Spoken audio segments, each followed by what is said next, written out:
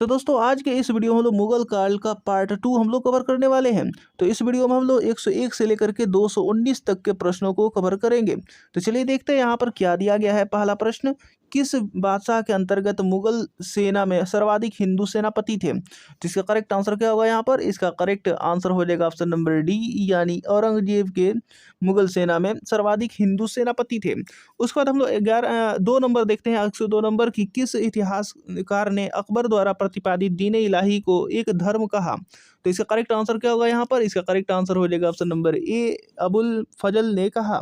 उसके बाद आगे हम देखते हैं 103 नंबर की, अनवारे सुहेली ग्रंथ किसका अनुवाद है?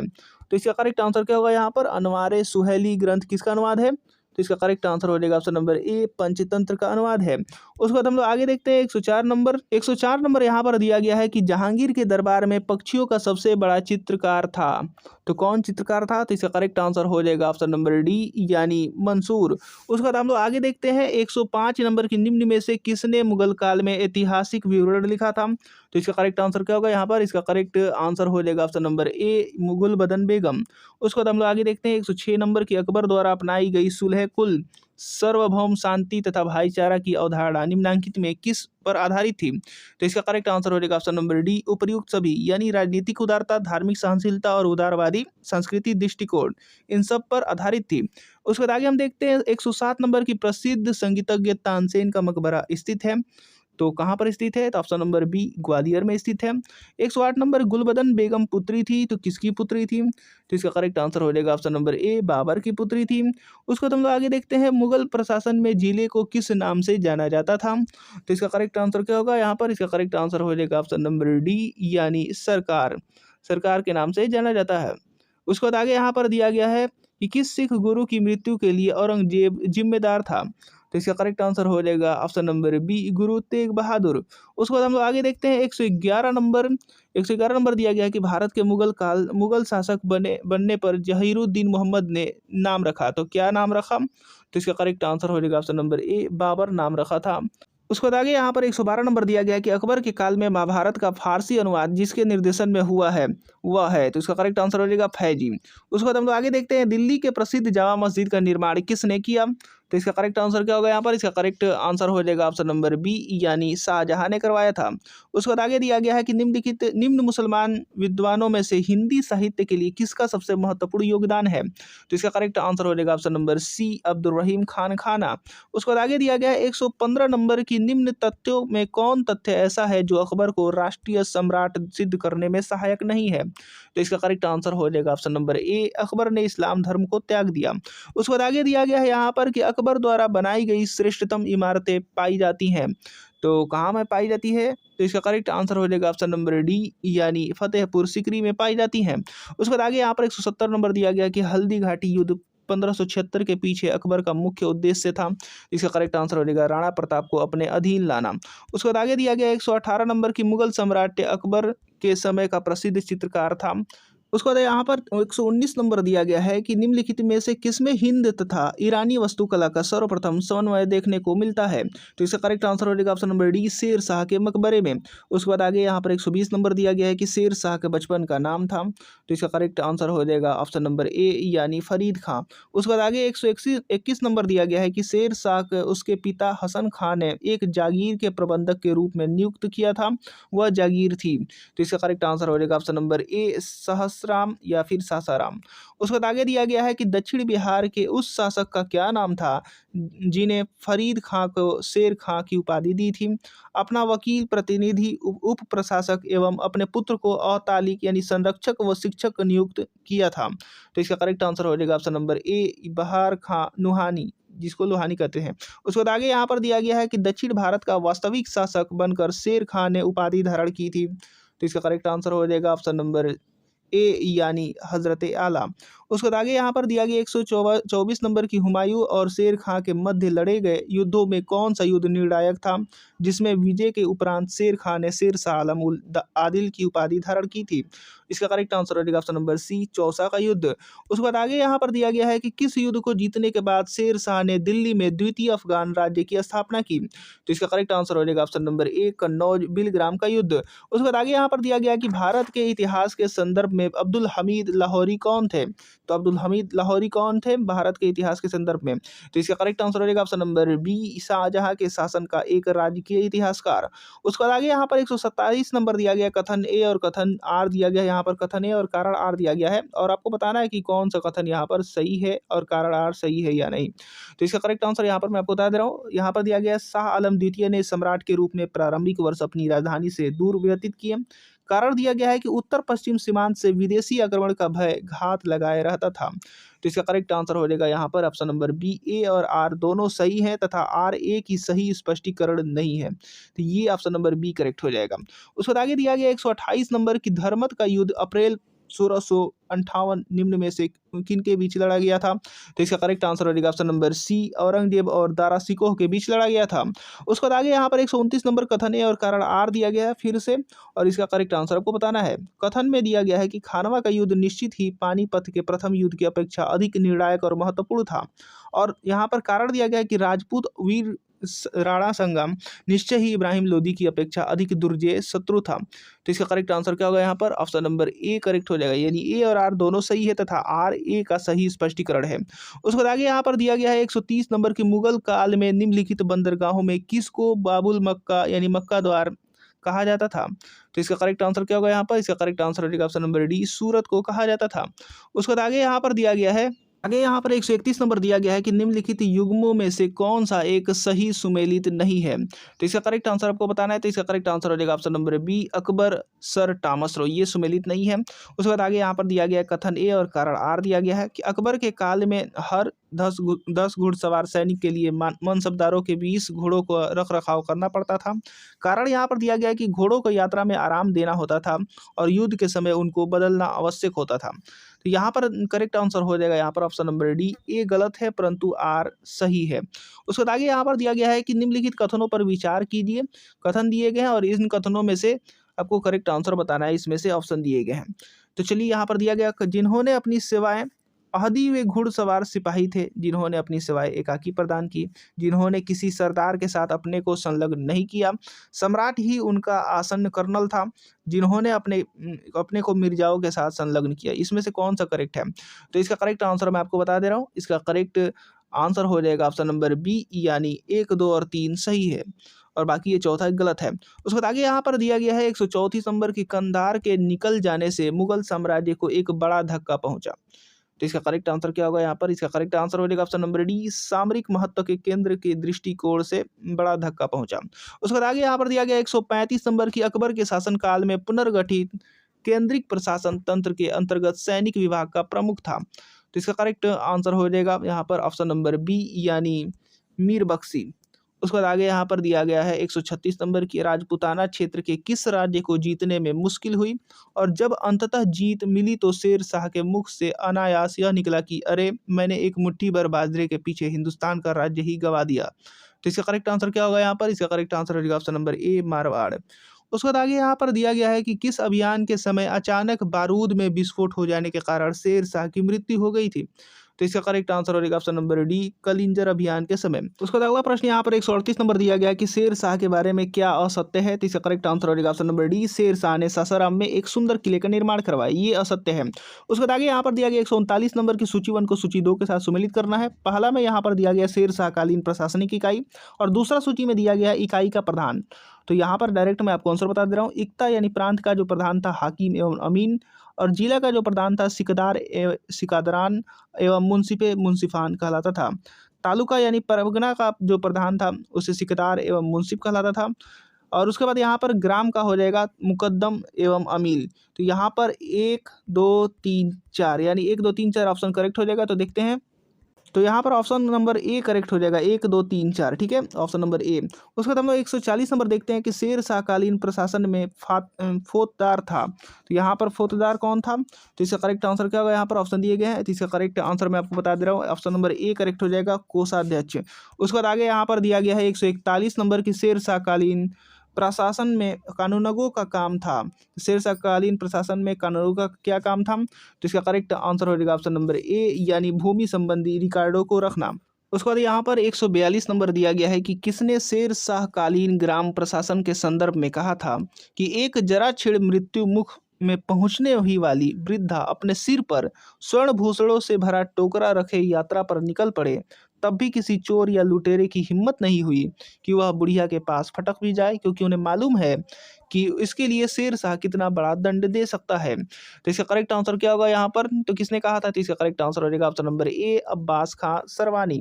उसके बाद आगे यहाँ पर दिया गया 143 नंबर की शेरशाह द्वारा निर्मित सड़क व सराय अफगान साम्राज्य की धमनियाँ थी, यह किसकी उक्ति है? तो इसका करेक्ट आंसर हो जाएगा ऑप्शन नंबर डी, यानी KR कानूनगो की। उसके बाद आगे यहाँ पर दिया गया कि शेरशाह के भू राजस्व व्यवस्था के संदर्भ में क्या सही नहीं है? तो इसका करेक्ट आंसर हो जाएगा ऑप्शन नंबर डी, यानी भू राजस्व के दर उपज का 1/6 भाग तय किया गया था, ये बात सही नहीं है। उसके बाद आगे यहाँ पर दिया गया है कि शेरशाह ने असरफी रुपया दाम नामक नए सिक्के चलवाए, वे जिन धातुओं से बने होते थे वे हैं। तो इसका करेक्ट आंसर क्या होगा यहाँ पर? इसका करेक्ट आंसर हो जाएगा ऑप्शन नंबर ए, सोना चांदी तांबा। सोना असरफी जो था वो सोना से, रुपया चांदी से, दाम और यहाँ पर तांबा से। तो ऑप्शन नंबर ए करेक्ट हो जाएगा। उसके बाद आगे यहाँ पर 146 नंबर दिया गया है कि दिल्ली का पुराना किला किसके द्वारा बनवाया गया था? तो इसका करेक्ट आंसर हो जाएगा ऑप्शन नंबर ए, शेरशाह द्वारा बनवाया गया। उसके बाद आगे यहाँ पर दिया गया 147 नंबर की अमरकोट यानी उमरकोट के राजा वीर साल के महल में किस मुगल बादशाह का जन्म हुआ था? तो इसका करेक्ट आंसर हो जाएगा ऑप्शन नंबर सी, अकबर। उसके बाद अगला प्रश्न यहाँ पर 148 नंबर दिया गया है कि हमीदा बानो बेगम थी, तो क्या थी? तो यहाँ पर करेक्ट आंसर हो जाएगा अकबर की माता का नाम था हमीदा बानो बेगम। उसके बाद आगे यहाँ पर दिया गया है 149 नंबर कि अकबर के संरक्षक बैरम खां का पतन कब हुआ? तो इसका करेक्ट आंसर हो जाएगा ऑप्शन नंबर सी, 1560 ईस्वी में। उसके बाद आगे यहाँ पर दिया गया 150 नंबर कि सूर्यवंश के हिंदू प्रधानमंत्री हेमू पहले रेवाड़ी के बाजार में नमक बेचा करता था, मगर वह बहुत प्रतिभा संपन्न था। उसने अपने जीवन में लड़ी गई 24 लड़ाइयों में 22 को जीता था। हेमू ने इस उपलक्ष्य में विक्रमादित्य की उपाधि धारण की थी। तो इसका करेक्ट आंसर क्या होगा यहाँ पर? तो इसका करेक्ट आंसर होगा ऑप्शन नंबर ए, आगरा दिल्ली पर अधिकार करने के उपलक्ष्य में। उसके बाद आगे यहाँ पर दिया गया 151 नंबर की प्रदास शासन द पेटकोट गवर्नमेंट 1560 से 64 ईस्वी के लिए जिम्मेदार अतका खैल या हरम दल की सर्व प्रमुख सदस्य थी। तो कौन सदस्य थी? तो इसका करेक्ट आंसर हो जाएगा ऑप्शन नंबर ए, माहम अनगा। उसके बाद आगे यहाँ पर दिया गया है अकबर ने साम्राज्य विस्तार का आरंभ किस विजय से किया? तो इसका करेक्ट आंसर हो जाएगा ऑप्शन नंबर ए, मालवा विजय से। उसके बाद हम लोग आगे देखते हैं 153 नंबर यहाँ पर दिया गया है कि स्मिथ ने अकबर को किस अभियान को ऐतिहासिक द्रुतगामी अभियान कहा है? तो इसका करेक्ट आंसर क्या होगा यहाँ पर? इसका करेक्ट आंसर हो जाएगा ऑप्शन नंबर सी, गुजरात अभियान। उसके बाद यहाँ पर 154 नंबर दिया गया है कि अकबर की सबसे अंतिम विजय अभियान था। तो इसका करेक्ट आंसर हो जाएगा ऑप्शन नंबर डी, आसिरगढ़ विजय। उसके बाद आगे यहाँ पर दिया गया है 155 नंबर की अकबर के 9 रत्न में से एक बीरबल किस अभियान के समय मारे गए? तो इसका करेक्ट आंसर हो जाएगा ऑप्शन नंबर बी, यानी यूसुफ जाइयों के विद्रोह को दबाते समय मारे गए। उसके बाद आगे यहाँ पर दिया गया 156 नंबर की सूची 1 को सूची 2 के साथ सुमेलित कीजिए। सूची 1 और सूची 2 यहाँ पर दिया गया है, तो इसका डायरेक्ट मैं आपको आंसर बता दे रहा हूँ। यहाँ पर पहला हो जाएगा दास प्रथा की समाप्ति 1562 में, तीर्थ यात्रा कर समाप्ति 1563 में, जजिया कर समाप्ति 1564 में और सूबों का पुनर्गठन 1580 में। तो इसका करेक्ट आंसर हो जाएगा ऑप्शन नंबर ए, 1 2 3 4। उसके बाद 157 नंबर देखते हैं, सुमेलित कीजिए। यहाँ पर भी सुमेलित करना है, सूची 1 और सूची 2 दिया गया है। तो इसका करेक्ट आंसर हो जाएगा, यहाँ पर मैं आपको बता दे रहा हूँ, यहाँ पर करेक्ट आंसर हो जाएगा इबादत खाना धर्म संसद की स्थापना 1575 में हुई थी, मजहर की घोषणा 1579 में, नौरोज उत्सव का पुनरुद्धार 1580 में, दीन इलाही की घोषणा 1582 में। ऑप्शन नंबर बी करेक्ट हो जाएगा एकदम, यहाँ पर ऑप्शन नंबर बी। उसके बाद यहाँ पर 158 नंबर देखते हैं, सुमेलित कीजिए। और दोस्तों ये वीडियो आपको पसंद आ रहा है तो इसको लाइक करते रहिए और चैनल को अभी तक सब्सक्राइब नहीं किया है तो चैनल को सब्सक्राइब करके बेल आइकन बटन भी दबा दीजिए ताकि हमारा एक भी वीडियो को नोटिफिकेशन आपसे मिस ना हो सके। 158 नंबर यहाँ पर दिया गया, सूची 1 को सूची 2 के साथ मिलान करना है, तो चलिए इसको भी हम लोग मिलान कर लेते हैं। यहाँ पर करोड़ों की नियुक्ति 1573 में, दाखिला बंदोबस्त लागू 1580 में, इलाही संवत का प्रचलन 1584 में और इलाही गज का प्रचलन 1587 में। तो यहाँ पर ऑप्शन नंबर ए करेक्ट हो जाएगा, 1 2 3 4। उसके बाद आगे देखते हैं 159 नंबर की निम्न इतिहासकारों में किसने अकबर को इस्लाम का शत्रु कहा है? तो इस अकबर को इस्लाम का शत्रु कौन कहा है? तो इसका करेक्ट आंसर हो जाएगा ऑप्शन नंबर बी, यानी बदायूनी ने। उसके बाद आगे यहाँ पर दिया गया अकबर ने किसे कविराय या कविराज की उपाधि दी? तो इसका करेक्ट आंसर क्या होगा यहाँ पर? इसका करेक्ट आंसर हो जाएगा बीरबल। उसके बाद आगे यहाँ पर दिया गया है कि 161 नंबर जहांगीर के निर्देश पर किसने अबुल फजल की हत्या कर दी? तो इसका करेक्ट आंसर हो जाएगा ऑप्शन नंबर ए, यानी वीर सिंह बुंदेला ने। उसके बाद आगे यहाँ पर दिया गया है कि दहसाला बंदोबस्त किससे संबंधित है। तो दहसाला बंदोबस्त किससे संबंधित है, तो इसका करेक्ट आंसर हो जाएगा ऑप्शन नंबर सी, टोडरमल से संबंधित है। उसके बाद यहाँ पर 163 नंबर दिया गया है कि अकबर ने किसे कंठा भरड़वाड़ी विलास की उपाधि दी थी। तो इसका करेक्ट आंसर हो जाएगा तानसेन को। उसके बाद हम 164 नंबर देखते हैं। उसके बाद अगला प्रश्न यहाँ पर 164 नंबर दिया गया है कि मुगल वंश के संदर्भ में पिता के रहते बादशाह पद प्राप्त करने वाला प्रथम प्रयास करने वाला शाहजादा था। तो इसका करेक्ट आंसर हो जाएगा जहांगीर था। उसके बाद आगे यहाँ पर दिया गया शासक बनने के बाद 12 अध्यादेश 12 ऑर्डिनेंस जारी करने वाला मुगल बादशाह कौन था। तो इसका करेक्ट आंसर हो जाएगा यहाँ पर ऑप्शन नंबर ए यानी जहांगीर। उसके बाद आगे यहाँ पर दिया गया 166 नंबर की कौन सुमेलित नहीं है।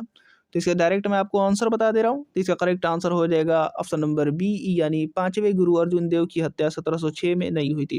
उसके बाद आगे हम देखते हैं 167 नंबर की किसके समय में कंधार हमेशा हमेशा के लिए मुगलों के हाथ से निकल गया।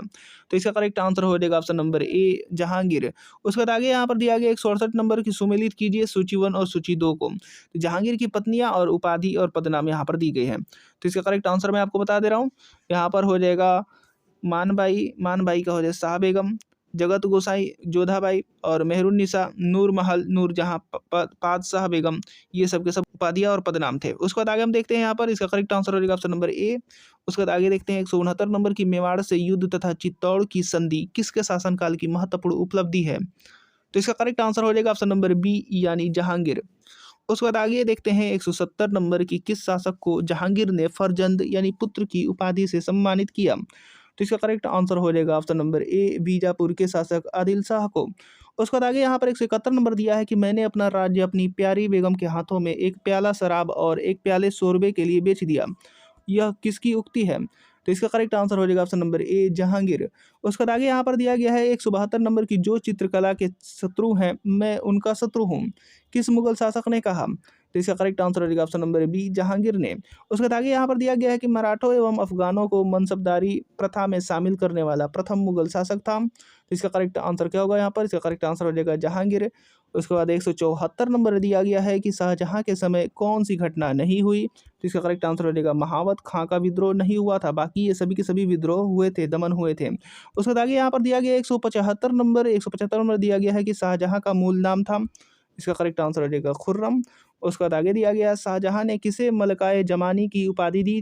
तो इसका करेक्ट आंसर क्या होगा, इसका करेक्ट आंसर हो जाएगा option number A Arjumand Banu Begum Mumtaz Mahal को। उसके बाद आगे यहाँ पर दिया गया है शाहजहां ने किसे शाह इकबाल एवं शाह बुलंद की उपाधि दी। तो इसका करेक्ट आंसर हो जाएगा ऑप्शन नंबर ए दारा सिकोह को। उसके बाद आगे यहाँ पर 178 नंबर दिया गया है कि शाहजहां के शासनकाल के अंतिम वर्षों में हुए उत्तराधिकारी के युद्धों का क्रम क्या था। तो इसका करेक्ट आंसर हो जाएगा ऑप्शन नंबर यहाँ पर ए करेक्ट हो जाएगा बहादुरपुर धर्मत सामूगढ़ खजुआ देवराई, ये करेक्ट आंसर हो जाएगा। उसके बाद हम लोग 179 नंबर देखते हैं कि दारा सिकोह एवं औरंगजेब के मध्य हुए उत्तराधिकारी युद्धों में सबसे निर्णायक युद्ध कौन माना जाता है। तो इसका करेक्ट आंसर क्या होगा यहाँ पर, इसका करेक्ट आंसर हो जाएगा ऑप्शन नंबर बी सामूगढ़ का युद्ध। उसके बाद 180 नंबर यहाँ पर दिया गया है कि औरंगजेब ने अपने पिता को किस किले में नजरबंद कर दिया, जहां 8 वर्ष के बाद नजरबंदी के हालत में ही शाहजहां की मौत हो गई। तो इसका करेक्ट आंसर क्या होगा यहाँ पर, इसका करेक्ट आंसर हो जाएगा ऑप्शन नंबर ए आगरा का किला। उसके बाद आगे यहाँ पर दिया गया है कि औरंगजेब के विरुद्ध हुए उत्तर भारत के विद्रोहों का सही क्रम क्या है। तो इसका करेक्ट आंसर आपको बताना है विद्रोह का सही क्रम। तो इसका करेक्ट आंसर हो जाएगा ऑप्शन नंबर ए जाट बुंदेला सतनामी फिर सिख। उसके बाद आगे यहाँ पर दिया गया है कि किस जाट नेता ने बादशाह अकबर को मकबरे सिकंदरा को हानि पहुंचाई तथा अकबर की कब्र को खोदकर उसकी हड्डियों को जला दिया। तो इसका करेक्ट आंसर क्या होगा यहाँ पर, इसका करेक्ट आंसर हो जाएगा ऑप्शन नंबर बी यानी राजा राम। उसके बाद आगे यहाँ पर दिया गया है कि साकी मुस्तईद खां की रचना मुआसिर आलमगीरी को किसने मुगल राज्य का गजेटियर की संज्ञा दी। तो इसका करेक्ट आंसर हो जाएगा ऑप्शन नंबर ए जदुनाथ सरकार ने। उसके बाद आगे यहाँ पर दिया गया है कि जिस प्रकार स्पेन के फोड़े ने नेपोलियन को बर्बाद किया उसी प्रकार दक्कन के फोड़े ने औरंगजेब को, यह उक्ति किस इतिहासकार की है। तो इसका करेक्ट आंसर हो जाएगा ऑप्शन नंबर ए जदुनाथ सरकार की। उसके बाद आगे यहाँ पर 185 नंबर दिया गया है कि किस मुगल बादशाह को उसकी प्रजा शाही वेश में एक दरवेश फकीर कहती थी। तो इसका करेक्ट आंसर क्या होगा यहाँ पर, इसका करेक्ट आंसर हो जाएगा ऑप्शन नंबर डी औरंगजेब को। उसके बाद आगे यहाँ पर दिया गया है कि किसने अकबर को जिल्ले इलाही खुदा की परछाई एवं फरे इज्दी खुदा से निकलने वाली रोशनी कहा। तो इसका करेक्ट आंसर क्या होगा यहाँ पर, इसका करेक्ट आंसर हो जाएगा ऑप्शन नंबर ए अबुल फजल। उसके बाद आगे यहाँ पर दिया गया है कि दीवाने वजीरात कुल दीवाने वजीराते कुल नामक नए पद की स्थापना किसने की? तो इसका करेक्ट आंसर हो जाएगा ऑप्शन नंबर बी, अकबर ने की। उसके बाद 188 नंबर दिया गया है कि अकबर के समय मुगल सूबों प्रांतों की संख्या 15 थी, जो औरंगजेब के समय बढ़कर हो गई थी। तो इसका करेक्ट आंसर हो जाएगा ऑप्शन नंबर सी, 21 हो गई थी। उसके बाद आगे यहाँ पर दिया गया है कि अंतिम रूप से जजिया कर समाप्त करने वाला मुगल बादशाह था। तो इसका करेक्ट आंसर हो जाएगा यहाँ पर 189 नंबर का option number D, Mohammed Shah Rangeela. उसके बाद आगे यहाँ पर दिया गया 190 नंबर की हस्तांतरण के लिए आरक्षित भूमि के मुगल काल में क्या कहा जाता था? तो इसका करेक्ट आंसर हो जाएगा ऑप्शन नंबर सी, पैबाकी या पायबाकी। उसके बाद आगे यहाँ पर दिया गया है कि मुगल कालीन मनसबदारी व्यवस्था में जात एवं सावर बोधक था। तो किसका बोधक था? तो इसका करेक्ट आंसर हो जाएगा ऑप्शन नंबर ए, क्रमशः मनसबदार के पद एवं उसके सैनिक दायित्वों का। उसके बाद आगे यहाँ पर दिया गया 192 नंबर की मनसबदारी व्यवस्था में दो अस्पा सी अस्पा का प्रचलन किसने किया? तो इसका करेक्ट आंसर क्या होगा यहाँ पर? इसका करेक्ट आंसर हो जाएगा ऑप्शन नंबर ए, जहांगीर ने। उसके बाद आगे यहाँ पर दिया गया है कि मनसबदारी व्यवस्था में महाना यानी मंथ स्केल जागीरों का प्रचलन का श्रेय है। तो किसको है श्रेय? तो इसका करेक्ट आंसर हो जाएगा ऑप्शन नंबर सी, यानी शाहजहां को। उसके बाद आगे देखते हैं। उसके बाद आगे यहाँ पर 194 नंबर यहाँ पर दिया गया है कि जागीरदारी संकट सर्वप्रथम किस मुगल बादशाह के शासनकाल में उत्पन्न हुई? तो इसका करेक्ट आंसर हो जाएगा ऑप्शन नंबर सी, औरंगजेब के शासनकाल में। उसके बाद 195 नंबर दिया गया है कि मुगल स्थापत्य कला के संदर्भ में पिट्रा ड्यूरा का अर्थ क्या है? तो इसका करेक्ट आंसर हो जाएगा ऑप्शन नंबर ए, संगमरमर के पत्थर पर जवाहरात से की गई जड़ावट। उसके बाद आगे यहाँ पर दिया गया कि भारत में 4 बाग शैली का प्रथम मकबरा है। तो इसका करेक्ट आंसर हो जाएगा ऑप्शन नंबर ए, हुमायूं का मकबरा। उसके बाद 197 नंबर दिया गया है कि पिट्रा ड्यूरा का आरंभ किसने किया? तो इसका करेक्ट आंसर हो जाएगा ऑप्शन नंबर ए, जहांगीर ने किया। उसके बाद आगे यहाँ पर दिया गया है कि वह कौन सी पहली इमारत है जिसका निर्माण पूर्ण रूपेण संगमरमर से हुआ है और जिसमें पिट्रा ड्यूरा का प्रयोग हुआ है? तो इसका करेक्ट आंसर हो जाएगा ऑप्शन नंबर बी, एतमाद उद दौला का मकबरा। उसके बाद आगे यहाँ पर दिया गया 199 नंबर की निम्नलिखित में किस शासक का काल संगमरमर का काल कहलाता है? तो इसका करेक्ट आंसर हो जाएगा ऑप्शन नंबर बी, यानी शाहजहां। उसके बाद आगे यहाँ पर दिया गया है कि जहांगीर ने किस चित्रकार को फारस के शाह एवं उसके अमीरों का छवि चित्र यानी पोर्ट्रेट बनाने के लिए फारस ईरान भेजा? तो इसका करेक्ट आंसर हो जाएगा यहाँ पर ऑप्शन नंबर ए, यानी बिशन दास। उसके बाद आगे यहाँ पर दिया गया है फर्रे इजदी का विचार जो मुगल राजतंत्र का आधार था, इनमें से किस सूफी संत द्वारा सबसे पहले विकसित किया गया था? तो इसका करेक्ट आंसर हो जाएगा ऑप्शन नंबर ए, शिहाबुद्दीन सोहरावर्दी।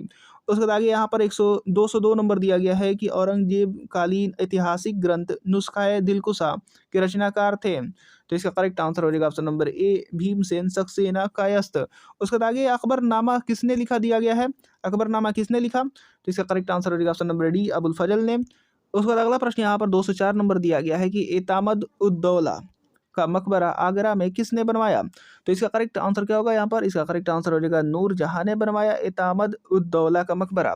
उसके बाद आगे यहाँ पर दिया गया राजपुताना के निम्न राज्यों में से किसने अकबर की संप्रभुता स्वीकार नहीं की थी?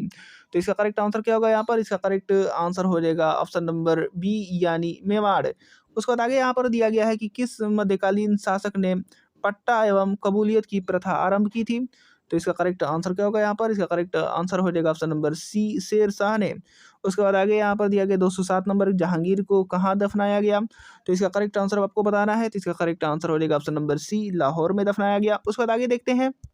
उसके बाद आगे यहाँ पर 208 नंबर दिया गया है कि मुगल सम्राट औरंगजेब कौन सा वाद्य यंत्र बजाते थे? तो इसका करेक्ट आंसर हो जाएगा ऑप्शन नंबर सी, वीणा बजाते थे।